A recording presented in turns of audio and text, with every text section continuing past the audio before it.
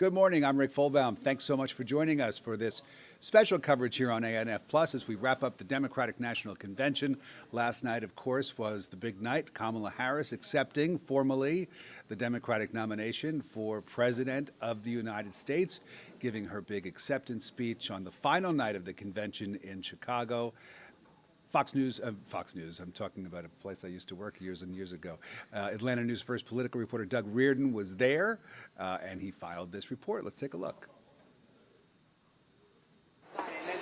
Kamala Harris said on stage this was a simple choice, a choice between a prosecutor and a convicted criminal, a choice between someone who actively tried to achieve the American dream and someone who is trying to make it harder to achieve. And in just 75 days' time, Americans will go to the polls and make that decision.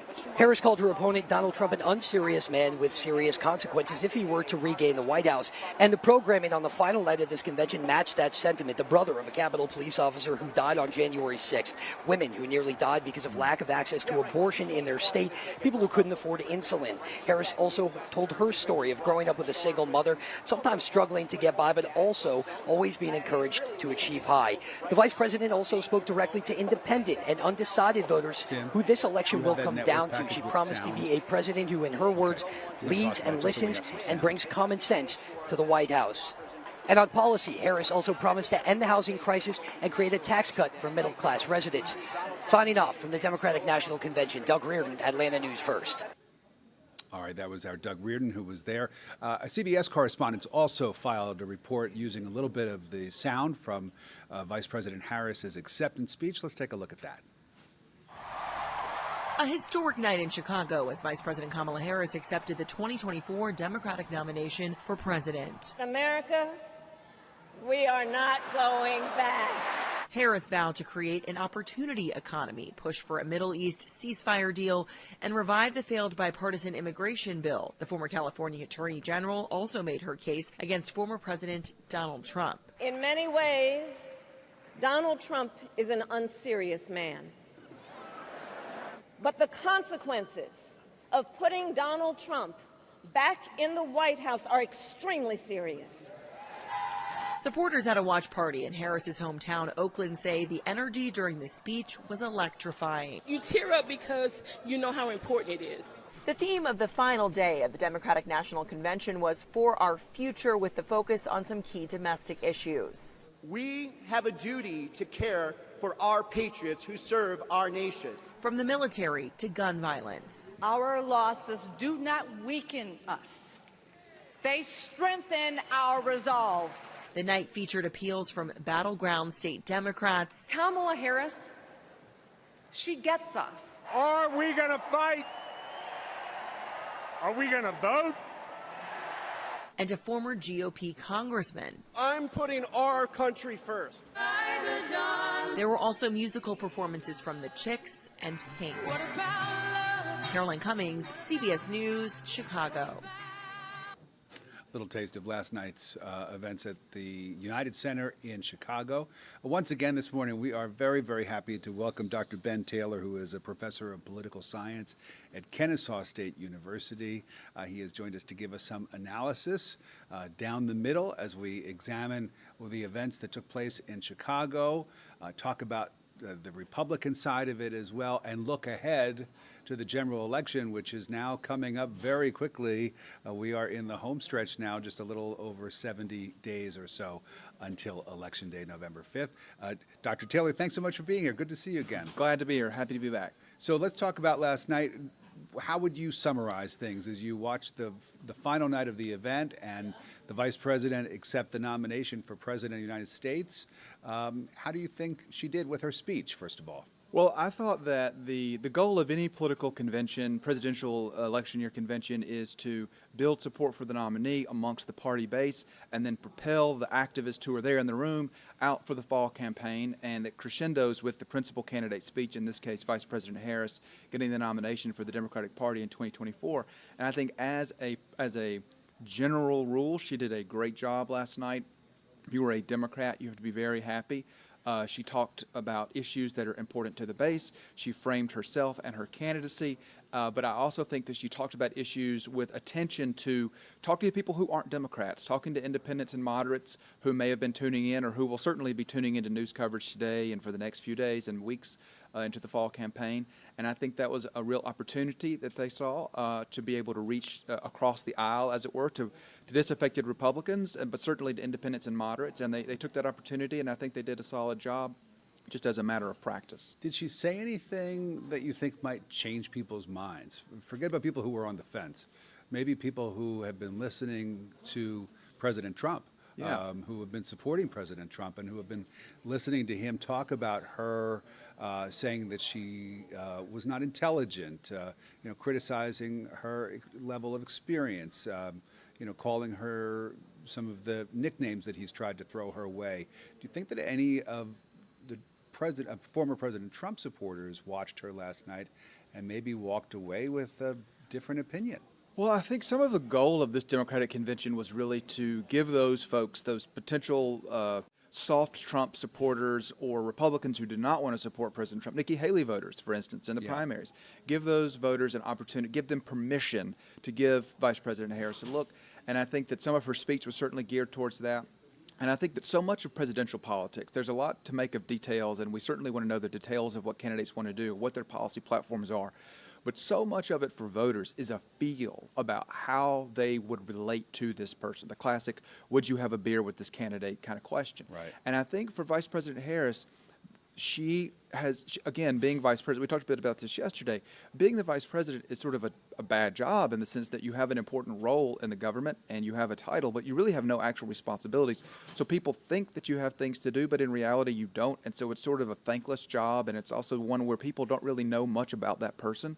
And so the task for her last night, and something I think that she did fairly well with her speech, was to talk about herself and frame her candidacy and her vision in a way that you might not get from her traditionally. And that, I think, is something that could turn some heads of perspective, would have been Trump voters or perhaps on the fence Trump voters, is that they now maybe know her a little better and are able to sort of better understand her positions and her vision for her potential presidency. How effective do you think she was in sort of introducing herself, as you said, giving a little bit of her background? She told the story of being raised by pretty much by a single mother. Her parents split up when she was young, and she and her sister grew up with a single mom who was an immigrant. She described her mother in very loving terms, her mother who has since passed away. But how do you think that was received by people in the convention hall and also people watching at home? Well, I think for the convention delegates and the folks in the room, I can't deny that you're just watching it on television, as we weren't there, but it really seemed like they were enthralled with Vice President Harris. And if you're a Democrat having watched her speech and that convention, this is about as good as it could have gone, particularly given the circumstances of the race itself, and it's going to be close and tight. And of course, President Biden has withdrawn, and then this, resulted in this nomination in the end. I think that as a Democrat, you must be very pleased. But I think that as an independent watching this and thinking about how she delivered her speech, I think that, Vice President Harris is not someone who is well known nationally, despite the fact she's had some important roles politically. And I think that she did a really effective job. Whether or not it was good or not, we'll have to know in a few weeks as poll data comes out about how people feel about her as a candidate and her approval ratings, and of course whether or not people would want to vote for her over as Election Day nears. Now, as the Vice President was speaking last night, the former President, Trump, was on social media sort of responding and reacting in real time. And of course, he had a lot of problems with what Vice President Harris was saying. He had sort of a rebuttal. I wonder what you think his reaction, sort of if you read between the tweets, what his reaction to all of this has been, and what Republican reaction overall has been as they've watched these events over the last several nights in Chicago. Is there a feeling, do you think, among Republicans that this race, obviously the candidates are different, the opponent is different, but is the whole race different than it was, say, a couple of months ago? Well, Yes and no. It's different in obviously the way that we have a different principal candidate. It's Vice President Harris instead of President Biden at the top of the ticket now. And of course, Tim Walz brings his own level of enthusiasm. But as President Trump has pointed out, and scholarship shows, people don't really vote for vice president per se. You want that person to be good for the ticket, but nobody's going to make the final choice based on that selection. So, Right. But the bottom line for the Republicans is that after conventions, there's always a bit of a bounce in public opinion, right? So the convention bounce is real and important. Sometimes it can be much larger. Sometimes it's smaller. In recent elections, it has been somewhat muted because the candidates have been so well known. They've been in the public eye for well over a year, running in presidential primaries, or they've been the incumbent. And so the result is that you don't get as much of a bump either way. But this is interesting because Vice President Harris has not been running for the last year. She's been part of the administration, but of course sort of a background player as vice president. And so the result is that she is being introduced in a really sort of vociferous way very quickly, and I think that she might get a bigger bounce. And if nothing else, it's because of name recognition, some of these presidential bounces. So Republicans want to be sort of aware of that, and they want to understand sort of how big is the bounce. And then the next thing to think about is how long does it last? The Trump campaign got something of a bounce out of their convention, but of course it was very close to the assassination attempt, and President Biden was still in the race, and so it's tough to know exactly how much of a bounce he got because his numbers stayed pretty stable. And right now, if there's much of a bounce over the next couple of weeks, we'll know how good that the Democratic campaign and the convention was for Vice President Harris. As a political scientist, what do you look at as far as determining how big of a bounce, how long the bounce lasts? You know, we've seen polls that have been, that have been off the last couple of election cycles. So I wonder what you're taking a look at as you try to get a sense to determine exactly what is going on the ground with voters. Right. That's a really great question. And what's always tricky about public opinion data coming into an election is that pollsters are trying to estimate what the voting public is going to look like. We won't know until, of course, the election is over what the voting public look like, but they're doing their best guess based on past trends and even the most recent midterm election to sort of estimate, well, what percent of this demographic is coming out, age, race, gender, so on and so forth. Education is another important variable. And so to the extent that there may be a difference, it's how well are pollsters able to capture the electorate that's going to turn out. And the thing for Vice President Harris is that she seems to be engaging with an electorate that was largely depressed when President Biden was at the top of the ticket. Now that she's at the top of the ticket, she is bringing people out who were disenchanted with President Biden for whatever reason or just not really excited about his candidacy. And so over the next few weeks, we'll begin to see from polling data nationally and, of course, in swing states like our very own Georgia about what the electorate is looking like and how big to the extent she can get a lead, how big is that lead? Or in places like Georgia where it's kind of gone back and forth and mainly tied, is she able to keep it tied or maybe even inch ahead of President Trump in public opinion? You personally, though, are there certain polls that you specifically look at that you have faith in more so than others? I mean, I know as a journalist, that these polls come out all the time, Yeah. and we try to decide which ones to really report on because we know that not all polls are created equally. That's absolutely true. And what I like as a political scientist, I appreciate polling aggregators. So 538.com, Nate Silver, who started 538.com, but now has his own thing, is out there Right. as well. There Real are several. Clear Politics. Real Clear Politics is a good one. But the difference between Real Clear Politics, they simply average polls, whereas 538.com and Nate Silver and a few other poll aggregators are actually modeling with poll data the electorate itself as well. And so it's a little more sophisticated, but Real Clear Politics is a good measure just as a poll average. And the reason that's important is because individual polls, again, are snapshots in time. They tell us what's going on while the poll was in the field, and they really can't predict the future necessarily. And so they're really good for snapshots, and we shouldn't take too much out of any single poll, but rather look at the entire sort of population of polls for a given period of time to really understand where the race is, which is why if you look at poll aggregators, it does appear right now that it's extremely tight nationally. And particularly in the most important swing states, of course, in the Midwest, Pennsylvania, Wisconsin, and Michigan, and Georgia and North Carolina as well. It was interesting to me. We saw North Carolina Governor Roy Cooper in that report that we just showed a moment ago, and he specifically named, as he was speaking, all of those swing states. He was sort of speaking directly to the delegates from the states, and he rattled through the list of the states that really, at the end of the day, are going to be the deciding factors in who wins this election. Explain to us, because I think that, you know, for those people who are maybe not political news junkies, it might be a little bit confusing when we talk about these sort of handful of states, about a half a dozen or so, Sure. Maybe 7 or 8 states that are going to be the deciders. Why will it come down to those states? And we should mention, of course, that Georgia is one of them. Well, it all comes down to getting to 270 electoral college votes. The candidate who can win the majority in the electoral college wins the election.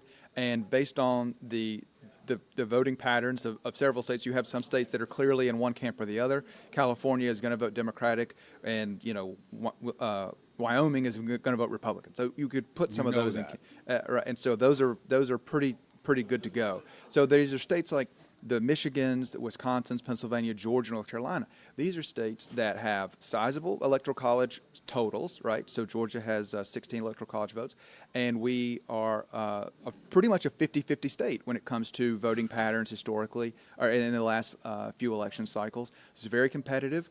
And that means that either candidate can win, which is why they're putting so much resources and time and effort into their campaigns here, and because they want to bring those electoral college votes on their side, and every vote is going to count. And Georgia last time, President Biden won about a little around 12,000 votes, and while that doesn't, it's larger than 5, it's in the scheme of things razor thin. Right. So it's extremely important for voter turnout measures to get your base engaged, which is why the DNC convention was so important. But to that point, the Republican convention energized their base as well. So I think the bases are good to go. It's really going to be about which of these candidates can attract those independent moderate voters in places like Wisconsin and Pennsylvania and Metro Atlanta, and who can bring those voters to the poll to decide, okay, I want to vote for Vice President Harris or former President Trump this year.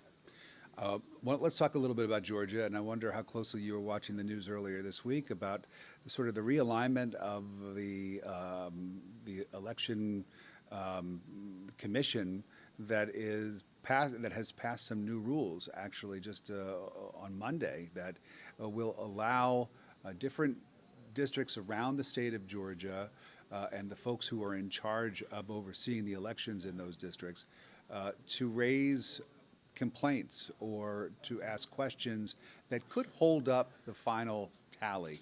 And this is something we know that there was one of the commissioners was recently replaced by a Trump loyalist, sort of tilting this in the favor of Republicans who might be more in line with the Republican ticket, and perhaps, if you want to look at it cynically, wanting to help the Republican ticket in November win.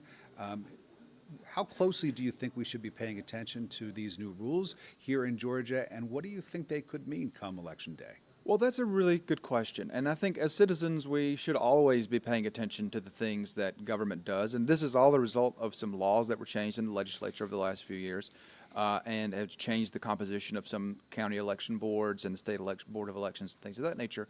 And so as citizens, we should always be aware of what's going on and think about why it's happening and if it's good or bad or what we think about it for ourselves. But in terms of what the practical implications of this are going to be for 2024, I've read some of the reports, and Secretary Raffensperger, who is the Secretary of State's office, is principally in charge of elections in the state of Georgia, but they work with this board as well. And the bottom line is that Secretary Raffensperger has said Georgia's election system has been tested. We have the safest, most efficient elections that we've ever had in the history of the state. And the board is, doing due diligence on some level, and to the extent they are trying to change rules to favor anyone at any time, then we should be aware of it. But the bottom line is that provided they don't change anything fundamental about the way ballots are tabulated, which to the best of my knowledge they haven't, it's still going to be optical scans. We're still using the new Dominion voting system, which is effective and safe, then I think everything should go smoothly. But the bottom line is that the election is going to be extremely close. It's going to be close in Georgia. It's going to be close in Pennsylvania. Some states don't allow the counting of absentee votes before Election Day, like Pennsylvania, for instance. So it will take time. This is, even though it's being counted by optical scan machines and it's all electronic, it's still going to take time to do. And again, for safety reasons, we have several mechanisms in place to randomly select ballots to make sure they were counted properly. And so the Secretary of State's office does that. And it takes a week to 10 days to get all this settled. And so, on election night, we usually know who wins because the votes are so overwhelming in certain areas that we can pretty much know, okay, this candidate won against the other candidate. But sometimes it's going to be very close, and we have to be patient and just trust that the system that's put in place is done so with the best of intentions and has safeguards in place to make sure everything is appropriate and accurate, and that when the voting is counted entirely, then we'll know the winner. I'm Rick Folabum. You're watching ANF+ and special coverage of the election coming up in November. We're talking with Dr. Ben Taylor, who is a political science professor at Kennesaw State University. We're talking about the wrap-up of the DNC in Chicago, which ended last night. Of course, the Republican convention in Milwaukee was held last month, and we are now just weeks away from the start of early voting here in Georgia. And of course, the general election is in November, November the 5th. First Tuesday in November, as it always is.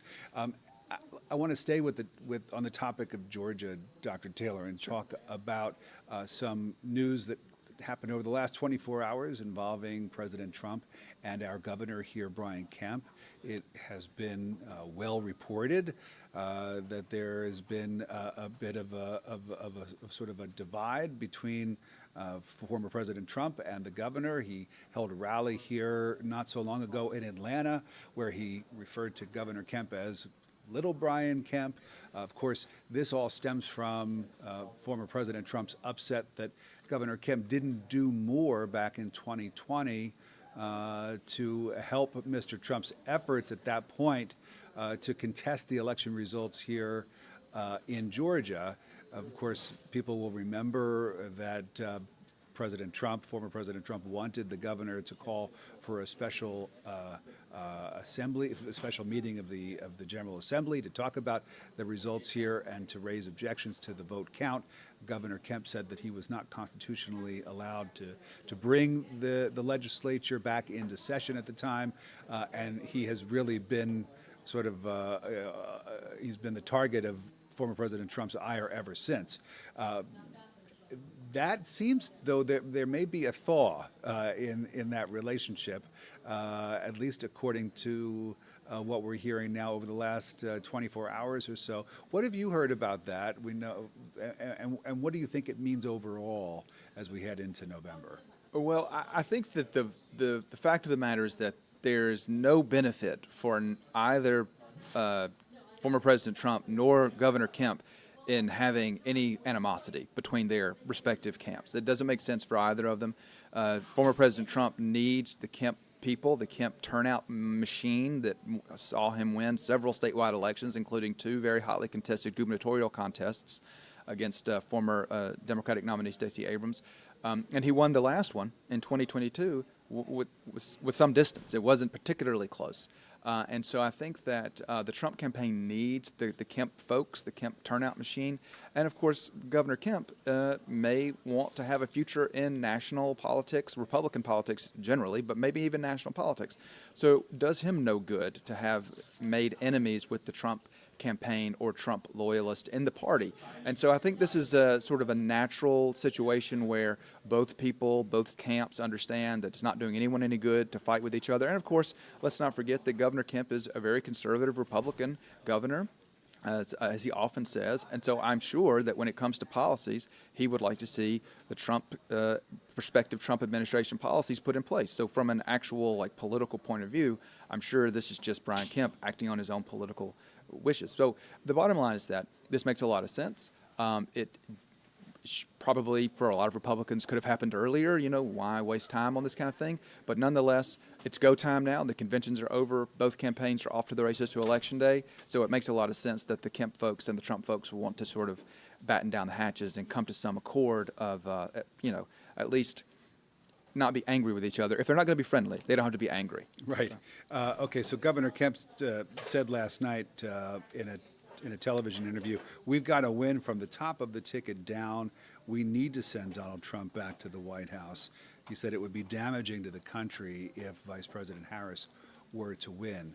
So whatever personal differences these two gentlemen may have with each other, they seem to be both on the same page, politically speaking.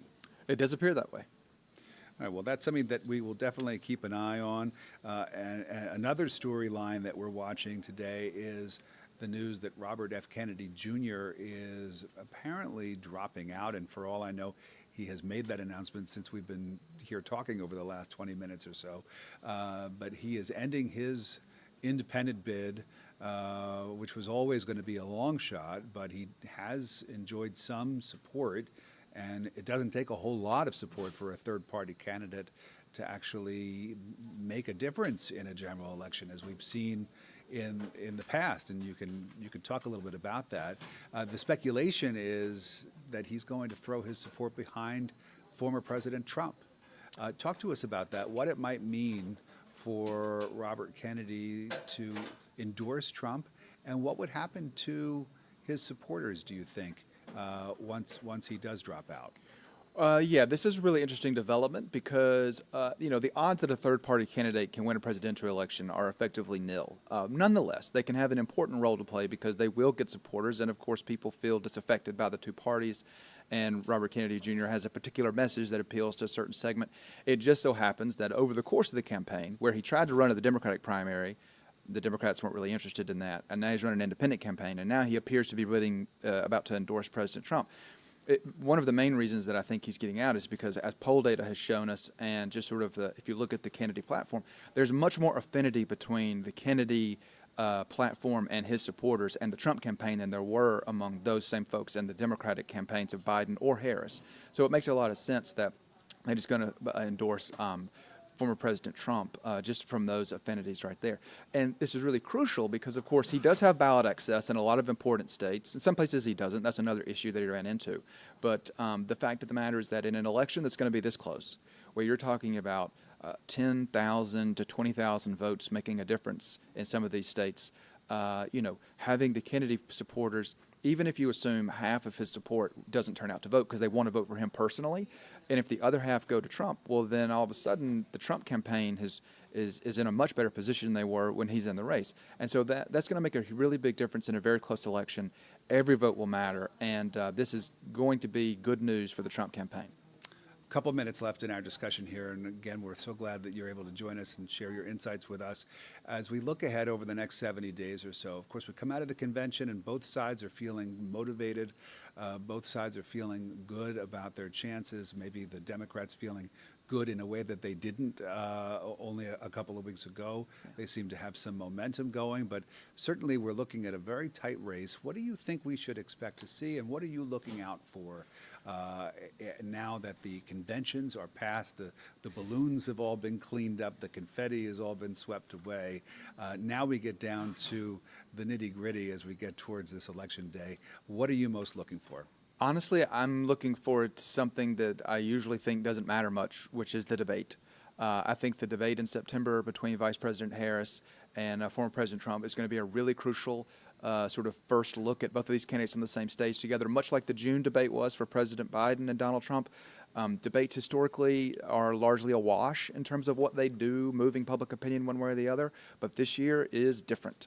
It's going to mean something because I still think, even though you have two candidates who have high name recognition, who have been around for some time now, there's still a segment of the population that's going to be really crucial in a bunch of these swing states that really haven't made up their mind yet, and those debates are going to be very enlightening for those voters and for all of us, really, but particularly those independent and moderate voters who haven't been paying much attention, who are still getting to know Vice President Harris and want to see if there's something there, or remind themselves about why they may want to vote for President Trump again. So that debate is scheduled for September 10th, if I'm not mistaken. Yes. And there's been some discussion about perhaps having additional debates after that. The Harris campaign not wanting to commit to that, saying, let's see if Donald Trump shows up for the first one before we talk about any additional ones. But we will look forward to that debate on September 10th, and we'll look forward to getting more insight from you between now and Election Day. Dr. Ben Taylor from Kennesaw State University, thank you.